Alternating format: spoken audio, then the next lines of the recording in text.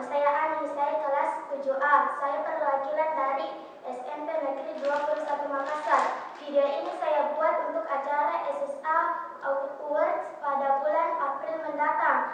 Adapun judul video yang saya bawakan adalah sel. Sel adalah unit terkecil dalam kehidupan manusia makhluk hidup. Bayangkan jika dalam tubuh kita tidak terdapat sel, kita tidak dapat hidup. Saya mengambil gambaran dari sistem peredaran. Salah satu contoh organ dari sistem peredaran darah yaitu jantung. Jantung itu terdiri dari beberapa jaringan otot, yaitu jaringan otot polos, lurik, dan jantung. Jaringan otot tersebut terdiri dari beberapa sel. Teman-teman tahu bukan bahwa kalau kita tidak mempunyai sel, pasti kita tidak akan mempunyai juga sistem peredaran darah. Setelah kita mengetahui pengertian dari sel, kita juga harus mengetahui fungsi-fungsi sel. Fungsi sel yang pertama adalah sebagai struktur pembentuk kehidupan.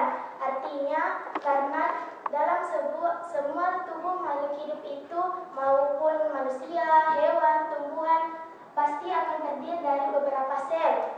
Kedua, sebagai unit struktural dan fungsional. Arti dari struktural yaitu sebagai pembentuk, sedangkan fungsional yaitu sel membantu organ untuk menjalankan fungsinya.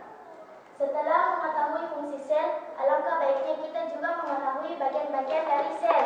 Bagian-bagian dari sel yaitu membran sel, mitokondria, vakula kecil, sitoplasma, membran nukleus, dan nukleus.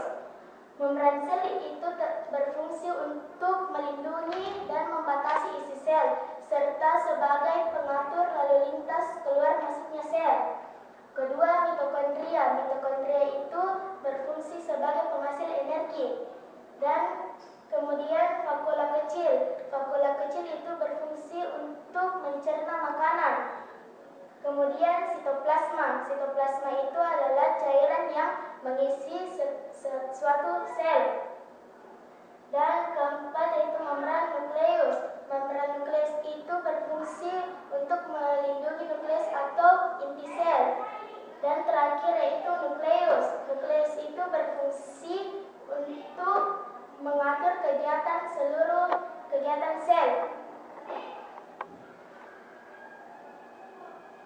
Bagi teman-teman